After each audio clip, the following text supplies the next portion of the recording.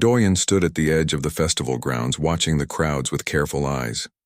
His uniform felt too tight, and the weapon at his hip was unfamiliar. Everything about this job felt wrong, but he needed the money. Earth was still recovering from the wars, and jobs were scarce.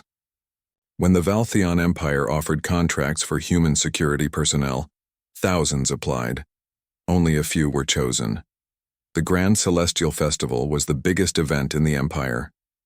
Beings from 1,000 different worlds filled the streets of Kirvos Prime. The buildings reached into the sky like crystal towers, and flying vehicles moved overhead in perfect patterns. Doyen had never seen anything like it.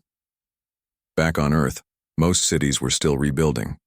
Here, everything was clean and bright and impossibly advanced. His job was simple: stand in position, watch for threats, report anything unusual. The real security was handled by the Royal Guard, tall reptilian soldiers in golden armor who looked at humans like they were insects. Commander Vexith had made it clear during the briefing. Humans were only hired because the Empire needed extra bodies for the festival. They were not expected to do anything important. Princess Erin rode past on a floating platform, waving to the crowds. She was the third daughter of Empress Kailara, which meant she was not very important in the royal line. Doyen had read the briefing materials. The princess was known for saying strange things about equality between species. Most of the court ignored her. She looked young, maybe his age in human years. Her skin was pale blue and her eyes were too large, but she smiled like she meant it. Most royals looked bored or angry. She looked happy to be there. Doyen checked his watch. 2 more hours until his shift ended. He scanned the crowd again, a habit from his time in the Earth Defense Force. During the wars, staying alive meant noticing small details. A person moving the wrong way. Someone watching when they should be celebrating. A gap in the crowd where there should not be one. He saw it then. A group of beings near the fountain, not watching the parade. They were focused on something else, their heads turning in coordination like soldiers on a mission. Doyen touched his communicator. Before he could speak, the world exploded. The shield generators around the princess platform sparked and died. Plasma bolts tore through the air, bright and deadly. The Royal Guard shouted commands, but their formations were breaking. The attackers had planned this perfectly. They knew where to strike. Doyen did not think. Thinking got you killed. He ran toward the platform as it started to fall. Princess Erin stood frozen, her eyes wide with shock. The guards around her were already dead or dying. A plasma bolt went past her head so close it burned her hair. He hit the platform running and tackled her off the edge. They fell together and he twisted in the air to take the impact on his back. The ground knocked the air from his lungs.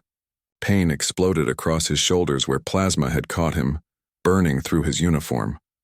The princess was screaming, but she was alive. That was all that mattered. Doyen pulled her behind a fallen statue as more shots hit around them. His training took over. He checked his weapon, counted his ammunition, and looked for cover. The festival grounds were full of decorative structures, not designed for defense. He would have to make it work. "Stay down," he told the princess. She stared at him with those large eyes, her body shaking. "Do not move unless I tell you to move." He fired 3 shots at an attacker moving through the smoke. The being went down.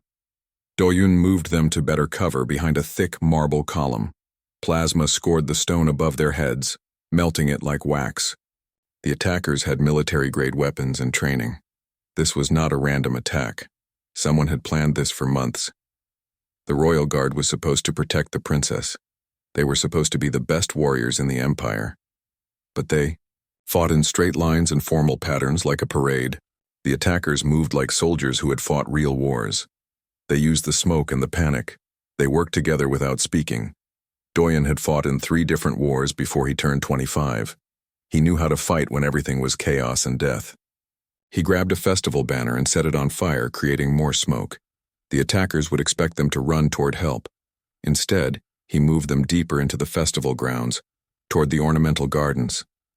"Why are you going this way?" Princess Erin whispered. Her voice shook, but she was not screaming anymore. "Because they expect us to run toward the guards," Doyen said. He fired twice more, dropping another attacker. We go where they do not expect. He used everything he could find. Festival decorations became tripwires. Ornamental fountains became obstacles that forced the attackers to slow down. He moved them through the gardens like a ghost, striking from cover and vanishing before they could respond. His ammunition was running out. He had maybe 30 shots left. 2 attackers came around a corner, moving fast. Doyen shot the first one, but his weapon clicked empty on the second. The attacker raised his plasma rifle. Doyen threw his empty weapon at the being's face and charged. They went down together in a tangle of limbs. The attacker was stronger, but Doyen had learned to fight on Earth where combat was dirty and mean. He used his elbows, his knees, his teeth. He grabbed the attacker's weapon and turned it, firing point blank. The body went limp. Doyen grabbed the plasma rifle and returned to the princess. She was staring at him with an expression he could not read. Fear, maybe, or shock. He had blood on his face and burns across his back. He probably looked like something from her nightmares. "Are you hurt?" he asked. She shook her head. "Good. Stay close." The battle lasted 18 minutes. Doyen counted every second. When the reinforcements finally arrived, he had killed 7 attackers and wounded 3 more. The princess was alive. He had burns on his back, his shoulders, and his left arm. His right hand was broken from the fight. He could not feel his legs anymore. Commander Vexith found them in the gardens. The reptilian officer stared at the bodies, then at Doyen, then at Princess Aaron, who was holding the human's hand, like it was the only solid thing in the universe. "Medic," Vexith said quietly. "Now." Doyen tried to stand and fell. The world was spinning. Princess Aaron caught him, or tried to. She was not strong enough to hold him up. "You saved my life," she said. Her voice sounded far away. "Just doing my job," Doyen said. Then the darkness took him and he knew nothing else. Doyen woke up 3 days later in a room that looked like it cost more than his entire yearly salary. The walls were white and smooth and machines surrounded his bed, humming quietly. His body did not hurt, which was strange. The last thing he remembered was pain everywhere. A doctor came in, a thin being with 4 arms and no visible eyes. The doctor touched the machines and made satisfied sounds. "You are healing well," the doctor said. "The burns were severe, but our technology is very advanced. You will have no scars." Doyen tried to sit up. His body felt weak but functional. "How long was I unconscious?" 3 days. "The princess has visited every day." The doctor made a sound that might have been laughter. "She insisted we give you the best treatment. You are in the Royal Medical Wing. Only family usually comes here." After the doctor left, Doyen stared at the ceiling. He was in the Royal Medical Wing. He was a contract worker from a planet most of the Empire considered primitive. This did not make sense. Nothing about the last few days made sense. The door opened again. Princess Aaron walked in, followed by a tall woman with silver skin. The princess smiled when she saw he was awake. "You are finally conscious. The doctor said you would wake today." Doyen tried to stand. His legs were not ready. Princess Aaron moved quickly to help him, then seemed to remember who she was and stepped back. The silver-skinned woman, who Doyen guessed was some kind of attendant, frowned at the interaction. "You do not need to stand," Princess Aaron said. "Please sit. You saved my life. The least I can do is visit while you recover." "I was doing my job, Your Highness. Your job was to stand at the edge of the festival grounds and report problems," she said. Her large eyes studied him carefully. "You ran into plasma fire. You fought 12 attackers with a basic weapon. You kept me alive for 18 minutes against trained killers. That is not just doing a job." Doyen did not know what to say. On Earth, soldiers did what was needed. You did not think about it. You just acted. Anyone would have done the same. "Commander Vexith says no one else did," Princess Aaron said quietly. The Royal Guard fell apart. "They have trained for decades and they failed. You trained on Earth, a planet we barely know, and you succeeded. I want to understand why." Over the next few weeks, Princess Aaron visited often. At first, Doyen thought she was being polite, fulfilling some royal duty. But she asked real questions. She wanted to know about Earth, about human military tactics, about why he fought the way he did. She brought books and recordings about human history. "Your people survived nuclear war," she said one day, reading from a datapad. You nearly destroyed your own planet 3 separate times. But you always survived. How? We are stubborn, Doyun said. And we adapt quickly. When something tries to kill us, we learn from it. The Empire relies on technology and formal military doctrine, Princess Erin said. We have done things the same way for thousands of years. It works against most threats. But you fight differently. You use the environment. You improvise. You make the enemy adapt to you instead of adapting to them. Doyen nodded. On Earth, we learned that rigid tactics get you killed. The enemy changes, so you change faster. Every battle is different. Princess Erin was quiet for a moment. I wish our military thought like that, she said. I wish our government thought like that. The Empire is old, Doyen, very old. We believe our way is the only way. It makes us slow, weak.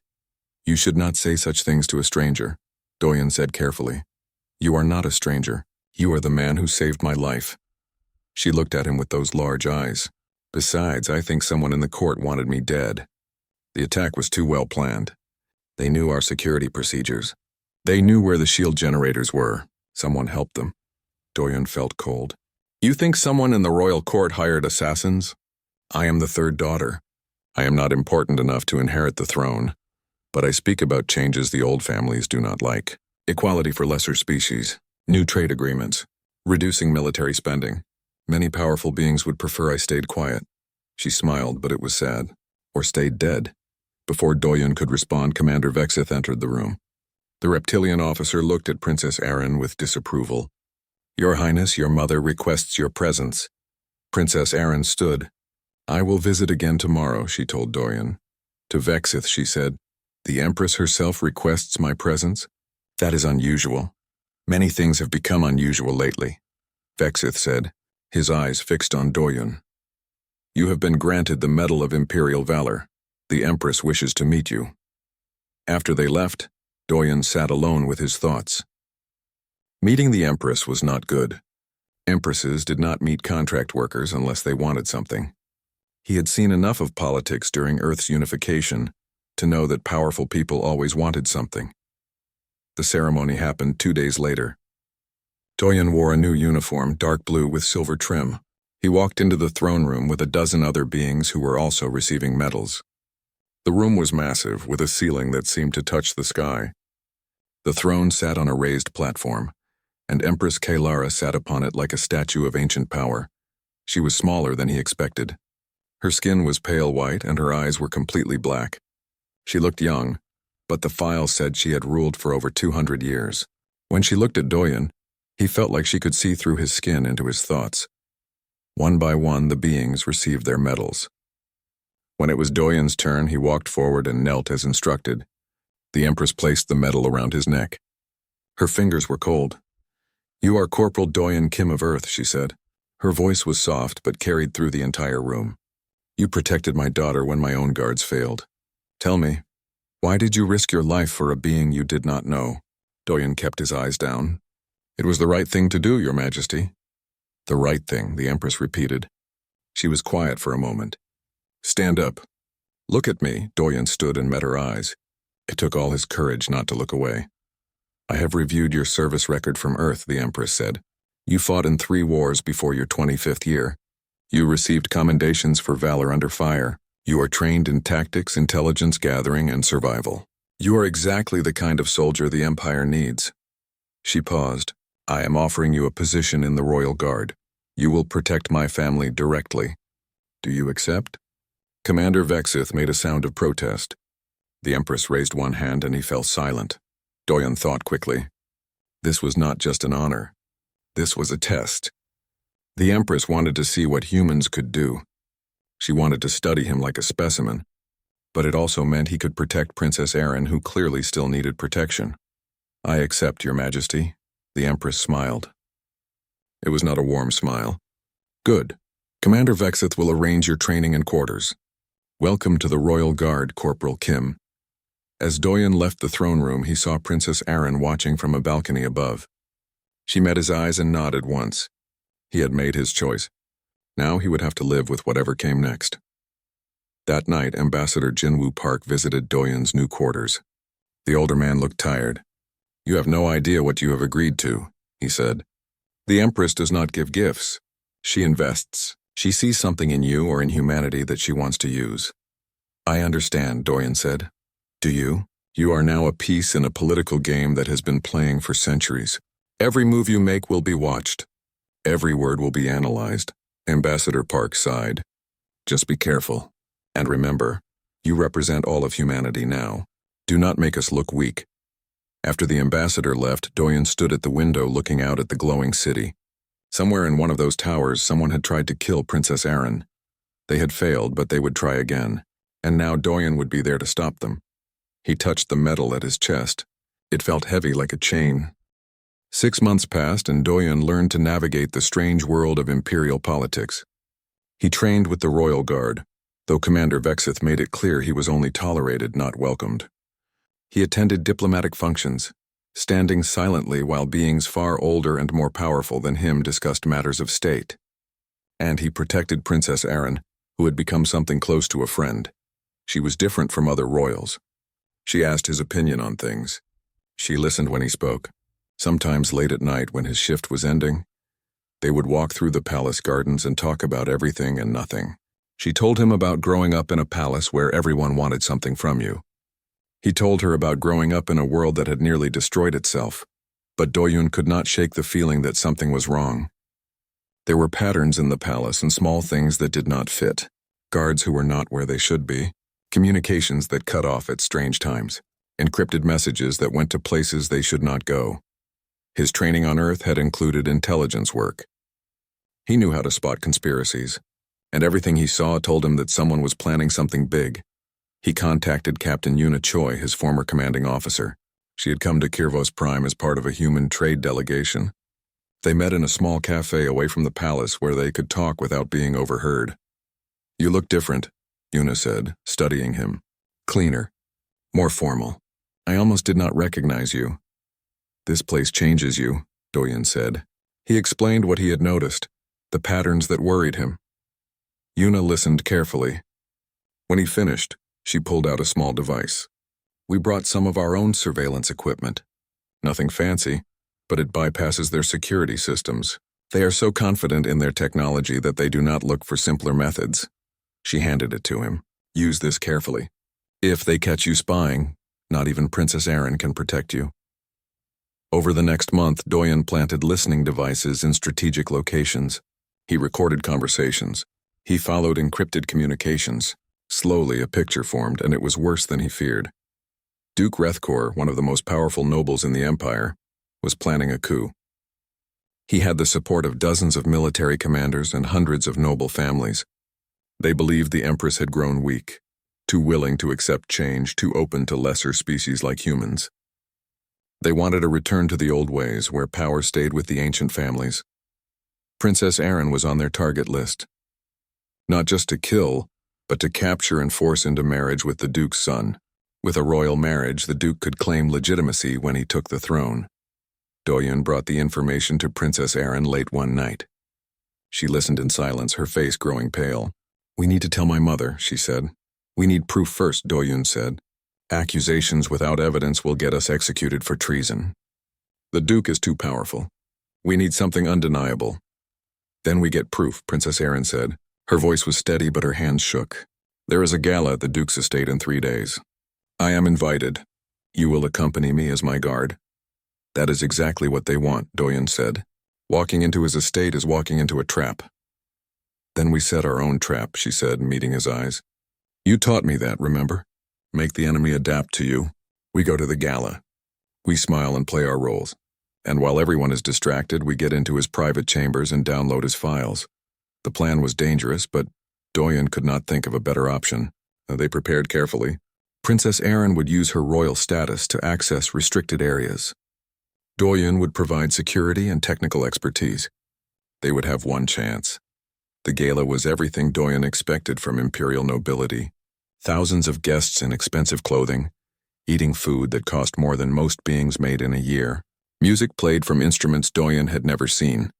Duke Rethkor moved through the crowd like a king, accepting praise and loyalty. Princess Erin played her part perfectly. She smiled and laughed and pretended everything was normal. No one would guess she was about to commit treason against one of the most powerful beings in the Empire. At midnight, while the main entertainment was happening, they slipped away. Princess Erin's royal clearance opened most doors. Doyen's hacking device, provided by Yuna, opened the rest. They moved through the Duke's private wing like ghosts. The Duke's personal chamber was guarded by heavy security.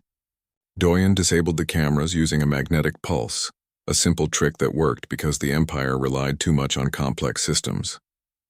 Inside, they found what they needed. Files detailing the coup, lists of conspirators, planned attack coordinates, everything. Doyen downloaded it all to a secure drive. "We have it," he whispered. "We need to leave now. They almost made it." They were in the corridor heading back to the gala when alarms started blaring. Someone had discovered the disabled cameras. Lights flashed red and doors sealed automatically. "Run," Doyen said. They ran. Guards appeared behind them, armed with plasma rifles. Doyen returned fire, providing cover while Princess Erin looked for an exit. They turned a corner and found more guards ahead. They were trapped. Doyen pushed Princess Erin through a service door and sealed it behind them. They were in a maintenance corridor, narrow and dark. "This way," he said, leading her deeper into the building's infrastructure. The Duke's elite guard followed. These were not regular soldiers. They were enhanced with cybernetics, stronger and faster than normal beings. Doyen could hear them gaining ground. He found a junction where the corridor split. "Keep going straight," he told Princess Erin. "Do not stop. Get to the landing pad and take my ship. The codes are in my jacket. What about you?" "I will slow them down. Go, now." She hesitated, then ran. Doyen waited in the junction, counting seconds. When the first guard rounded the corner, he was ready. He had rigged the corridor with explosives made from maintenance equipment, simple but effective. The blast knocked 3 guards down, but more came. Doyen fought like he had fought on Earth, using every dirty trick he knew. He collapsed corridors behind him. He used smoke and darkness. He made them pay for every meter they advanced. He took hits. Plasma burned his shoulder, his leg. A guard's fist broke his ribs. But he kept moving, kept fighting, buying time for Princess Erin to escape. Finally, he could not run anymore. His body was failing. He collapsed in a storage room surrounded by broken equipment. The guards found him there, weapons raised. "Wait," a voice said. Princess Erin stepped out from behind a shelving unit, her hands raised. "Do not shoot him. I surrender." "You were supposed to run," Doyen said weakly. "And leave you to die?" "No." She looked at the guards. "I am Princess Erin Vas Valtheon. I demand to speak with Duke Rethkor immediately." The Duke arrived minutes later. He looked at them with cold satisfaction. "You made a foolish choice, Princess. Did you really think you could steal from me in my own home?" "I know about your coup," Princess Erin said. "I have the evidence, and if anything happens to me, it will be sent directly to the Empress." The Duke laughed. "You are bluffing. You had no time to send anything." "Actually," Doyen said, coughing blood, "we sent it the moment we left your chamber. Human encryption, uploaded to a secure server on Earth. If we do not check in every hour, it automatically forwards to the Empress." It was a lie, but a good one. The Duke's expression changed. "You are lying. Are you willing to bet your life on that?" Princess Erin asked. For a long moment, no one moved. Then the Duke gestured to his guards. "Lock them in the lower levels. No communications. We will deal with this properly." They were thrown into a cell deep beneath the estate. Doyen could barely move. Princess Erin tried to tend his wounds with torn pieces of her expensive dress. "That was a good lie," she said quietly. "I learned from the best," Doyen said. "But we actually need to get that evidence to your mother now." "How?" "We are locked in a cell beneath the most heavily guarded estate in the Empire." Doyen smiled despite the pain. "I planted a tracker in the data drive. Captain Yuna is monitoring it. When it stops moving, she will know something went wrong. She will come." "That is a terrible plan. It is the only plan we have." They waited in the dark. Hours passed. Doyen drifted in and out of consciousness. Princess Erin held his hand, her touch cool and steady. "Stay with me," she whispered. "Please. I cannot lose you." "Not going anywhere," Doyen said. "Too stubborn, remember?" When the explosion started above them, they knew help had arrived. Captain Yuna had come with the human delegation and loyal Imperial forces. The battle was brief but violent. The Duke's guards were skilled, but they were not prepared for human tactics backed by Imperial firepower. Yuna herself opened their cell. "You look terrible," she said to Doyen. "You should see the other guys," he replied. They escaped in the chaos. By morning they were in the Imperial Palace, standing before Empress Kalara with the evidence of Duke Rethkor's treason displayed on holographic screens. The throne room was silent as Empress Kalara reviewed the evidence. Her black eyes moved across the holographic displays, reading every name, every detail of the conspiracy. Duke Rethkor stood in chains before her, his face showing no emotion. Around the room, dozens of nobles watched, their own fear barely hidden. "You have betrayed my trust," the Empress said finally. Her voice was quiet, but it filled the enormous space. "You plan to overthrow me, murder my daughter, and seize the throne through force and deception. The Empire has grown weak under your rule," Duke Rethkor said. He showed no shame, no regret. "You welcome lesser species. You allow humans and other primitives into positions of power. You dishonor our ancestors." "Our ancestors built an empire through strength and adaptation," the Empress replied. "You would have us stagnate and die. That is not strength. That is cowardice." She gestured, and guards dragged the Duke away. "Take him to the execution plaza. He will die at dawn, as will every being who supported him." Over the next 3 weeks, the Empire watched as 37 nobles were executed for treason. 12 military commanders were stripped of rank and exiled. Entire families lost their titles and wealth. The purge was brutal and efficient, a reminder that Empress Kalara had ruled for 2 centuries because she knew how to use power. Doyen recovered in the medical wing again. His injuries were worse this time, and the doctors worked for days to repair the damage. Princess Arin visited every day, sitting by his bed and reading to him while he healed. Sometimes she talked about politics, about how the coup had changed everything in the court. Sometimes she just sat in silence, her presence enough. "You nearly died for me," she said one day. "Again, this is becoming a habit." "Bad habits are hard to break," Doyen said. He was well enough to sit up now, though his ribs still hurt. "Besides, someone has to keep you alive. You are terrible at staying out of trouble." She smiled, but it was sad. "Everything is different now. Before, I was just the unimportant third daughter. Now everyone knows I exposed the conspiracy. Noble families are trying to court my favor. Military officers want my support. I have become important, and I do not know if that is good or bad." "You were always important," Doyen said. "Now other people just see it too." Princess Arin looked at him for a long moment. "I wish things could be simple," she said quietly. "I wish I could just be a person, and you could just be a person, and we did not have to worry about politics and power and duty." Before Doyen could respond, Commander Vexith entered. The reptilian officer looked older, tired from the weeks of chaos. "Corporal Kim, the Empress requests your presence immediately." Doyen walked through the palace with growing worry. Private audiences with the Empress never meant anything good.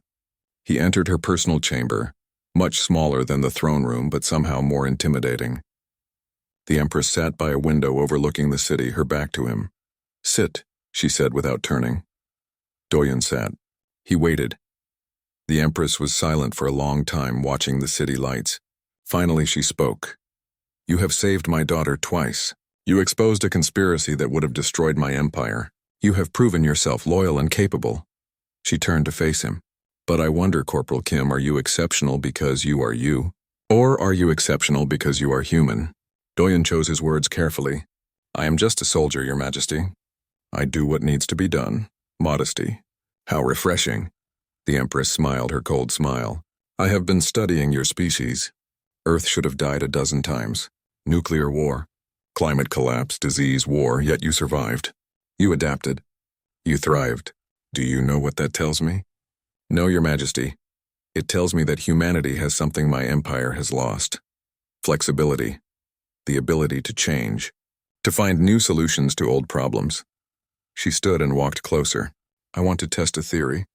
I want to see if your abilities can be replicated. If other humans can do what you have done, I do not understand. I am offering you command of a new unit, the Imperial Shield.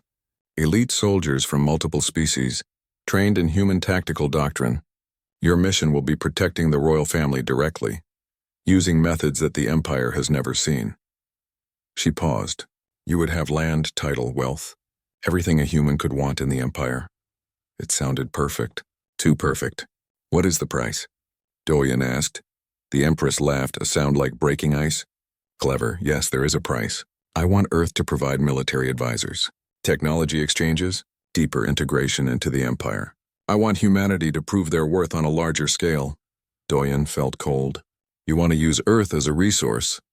I want to offer Earth an opportunity, the Empress corrected. You have seen what the Empire can provide. Medical technology that heals any wound, ships that travel between stars, wealth beyond imagination. Earth could have all of this. All I ask is partnership. Partnership implies equality, and perhaps in time you will earn that equality. But first you must prove you deserve it. The Empress returned to her window. Think carefully, Corporal Kim. This decision will affect not just you, but your entire species. I will give you 3 days to decide. Doyen spent those 3 days talking to everyone he trusted. Ambassador Park was worried. The Empress never gives without taking more in return. If you accept, Earth becomes part of her plans. We lose our independence. Captain Yuna was more practical. Earth needs allies. We are still rebuilding from the wars. The Empire can provide technology and protection. Yes, there are strings attached. But maybe those strings are worth it. Admiral Taewon Song, who had arrived to command the growing human fleet presence, was cautious. The Empire sees us as tools. Useful but ultimately expendable. We must be careful not to become dependent on them. But it was Princess Erin who helped him decide. They walked through the gardens late at night, under stars that were not Earth's sun. What do you want to do? She asked. I do not know. Every choice has consequences. Then choose based on what you believe is right, she said. You have always done that. When you saved me, you did not think about politics or consequences. You just did what was right. This is bigger than saving one person. Is it? You will still be protecting people. You will still be doing what you believe is right. The scale is larger, but the principle is the same. Doyen thought about Earth.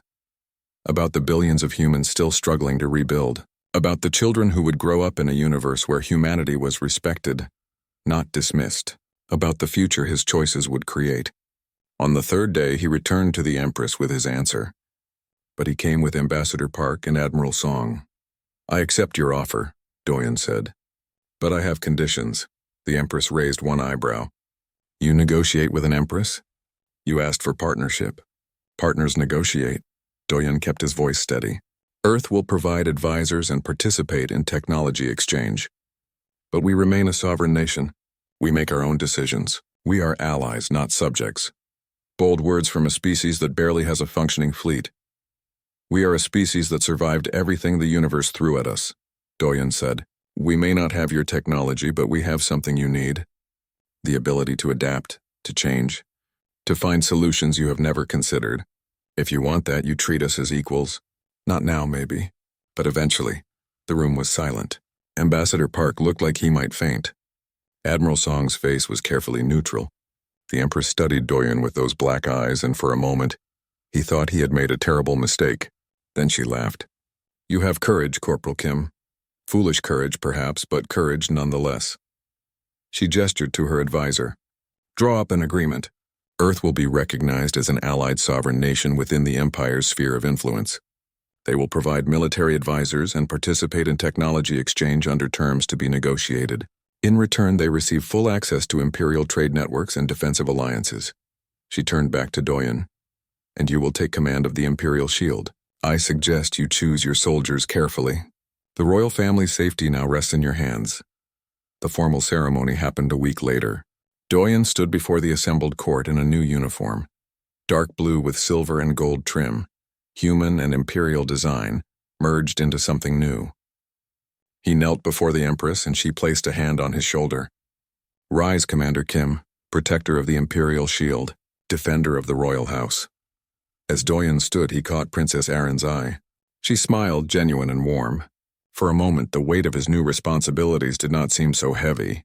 That night in her tower, Empress Kalara reviewed reports about Earth's military capabilities. Her advisor stood nearby, worried. Your Majesty, are you certain about this path? Elevating humanity so quickly may upset the established order.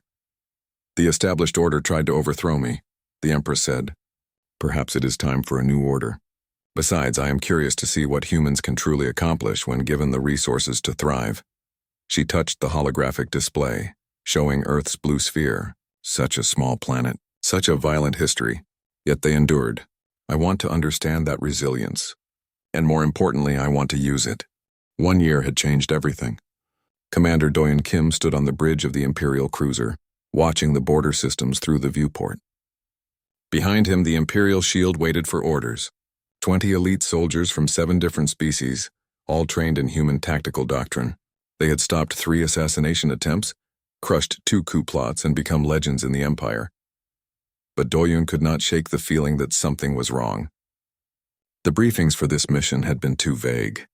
Princess Erin was being sent to the border worlds to negotiate with rebels, a dangerous assignment.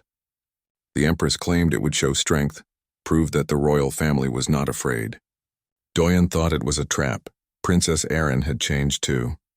She was crown princess now, elevated after the coup had been crushed. She had real power, real responsibilities. She spent her days in council meetings and diplomatic negotiations. Their friendship had become something more complicated, something neither of them spoke about openly.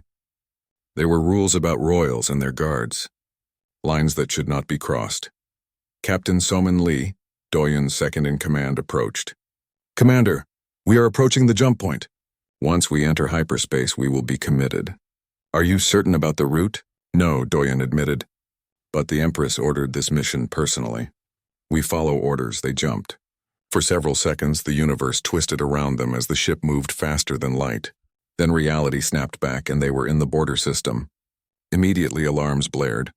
Hostile ships were waiting. Dozens of them, including an Imperial dreadnought that should have been on the other side of the galaxy. "It is a trap," Soman said. "How did they know our route?" Doyen understood instantly. Someone told them. Someone with access to royal schedules. He grabbed the communication panel. "All ships, evasive maneuvers. Get the Crown Princess to the escape shuttle now." The battle was chaos. The Imperial shield fought brilliantly, but they were outnumbered 10-1. Doyen made the hardest decision of his life. He ordered most of his forces to cover the retreat while he, Soman, and a skeleton crew stayed with Princess Erin on a small shuttle. They would run for the border world's surface and hope to survive long enough for reinforcements to arrive. The shuttle took heavy damage during the descent. They crashed in a forest 20 kilometers from the nearest settlement. Half the crew was dead. Doyen had burns across his back and a piece of metal lodged in his side. Soman's leg was broken. Princess Erin was hurt but alive, and that was all that mattered.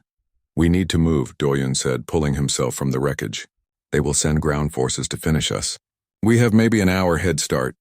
"You need medical attention," Princess Erin said. She was trying to stop the bleeding from his side, her hands shaking. "Later. Right now we move." They traveled through hostile territory for 3 days. Doyen used every trick he knew to keep them hidden. They moved at night and hid during the day. They avoided settlements and patrols. He set traps for anyone following them. His body was failing, the wound in his side getting worse, but he refused to stop. Princess Erin stayed close to him, helping when he stumbled, keeping watch when he needed to rest. They talked during the quiet moments, honest conversations about things they had never said before. About the life she could not have because she was royal, about the feelings he could not express because he was a soldier, about the impossible situation they were in. "I have known for months," she admitted on the second night, while Doyen cleaned his wound, "how I feel about you. I tried to ignore it. You are my guard. There are rules, expectations. But after everything we have been through, pretending seems foolish." Doyen was quiet for a long time. "I know, I feel the same. But my duty is to protect you, not to complicate your life. You will be Empress one day. You need a partner who can help you rule, not a soldier from a primitive planet. Earth is not primitive, and you are not just a soldier. You are the man who saved my life 3 times, the man who taught me that duty and honor matter more than politics and power." She touched his face gently. "You are the man I trust more than anyone in the universe." Before Doyen could respond, Soman signaled from her watch position. "Movement." Multiple targets closing in. "We have been found." They ran again, but Doyen's body had nothing left. He collapsed after a kilometer, unable to stand. "Go," he told them. "I will hold them here. Buy you time to reach help." "No," Princess Erin said firmly. "We stay together." "That is an order, Your Highness, and I am the Crown Princess. My orders supersede yours." She helped him to his feet. We fight together or we die together. Choose. They made their stand in ancient ruins, stone structures from a civilization that had died thousands of years ago. Soman set up defensive positions while Doyen checked his ammunition. He had maybe 20 shots left. Princess Erin held a weapon she barely knew how to use, but her hands were steady. The enemy came at dawn. Professional soldiers well-equipped and trained. They wanted the crown princess alive, which gave Doyen an advantage. He made them pay for every meter of ground. He used the ruins like a fortress, creating choke points and kill zones. Soman fought beside him, her broken leg forgotten in the heat of battle. Princess Erin fired when she had clear shots protecting their flanks. She was not a soldier, but she learned quickly, adapting to the chaos. Doyen felt pride watching her, seeing the leader she was becoming, but they were losing. Too many enemies, too little ammunition. Doyen took a hit to the shoulder, then another to his leg. He fell behind cover, blood spreading across the ancient stone. Princess Erin was beside him immediately, her face pale. "I am glad it was you," Doyen said. The words came slowly, his strength fading. "I am glad I got to shield you. If I could do it all again, I would not change anything." "You are not dying," Princess Erin said fiercely. "Help is coming. You just need to hold on." "Your Highness, it has been an honor." Then the sky exploded with light. Ships dropped from orbit. Human and Imperial forces arriving in perfect coordination. Admiral Song's voice came over the emergency channel. "Doyen, if you are still alive down there, stay down. We are coming in hot." The rescue was swift and brutal. The enemy forces were scattered and destroyed. Within minutes, medical teams were extracting them from the ruins. Doyen watched it all through fading vision, Princess Erin's hand holding his as they loaded him into a medical transport. He woke 2 weeks later in the Imperial Palace. The recovery was long and painful, but he lived. Soman had survived too, though she would need cybernetic enhancements for her leg. Most of the Imperial shield had survived the initial ambush, fighting their way through impossible odds to send a distress signal that brought the fleet. The conspiracy was exposed within days. Prince Korvax, first heir to the throne, had planned everything. He had worked with the Veiled Court, a group of nobles who opposed the Empress's reforms. They wanted Princess Erin dead and humanity's influence erased. They had failed, and the price was severe. The Empress convened an emergency council. Prince Korvax stood in chains, defiant even in defeat. "You have grown weak, mother. You give power to primitives and listen to those who should be servants. The Empire is dying because of you." Empress Kalara was silent for a long moment. Then she turned to Doyen, who stood despite his injuries because he was still commander of the Imperial Shield. "Commander Kim, if I were to order you to arrest my son for treason, knowing it might split the Empire in two, would you obey?" Doyen met her black eyes without fear. "I swore an oath to protect the royal family, Your Majesty. But I also swore to protect the Empire. If your son threatens both, then yes, I would obey." The Empress smiled her cold smile. "This is why I value humanity, Korvax. They understand that duty sometimes requires impossible choices. They do not hide from hard decisions." She gestured, and the Imperial shield moved forward. "You are removed from succession. You will spend the rest of your life in exile, remembering the cost of betrayal." After the council, the Empress made her announcement. Princess Erin was now crown princess with full authority. Prince Korvax's name would be erased from the succession, and Earth was formally recognized as an allied sovereign nation, equal partners in the Empire's future. The political impact was massive. The old families raged. The military divided. But the Empress had ruled for over 2 centuries, and she knew how to wield power. Those who opposed her too loudly found themselves suddenly without influence. Those who adapted thrived. Doyen was summoned to the Empress's private chambers one final time.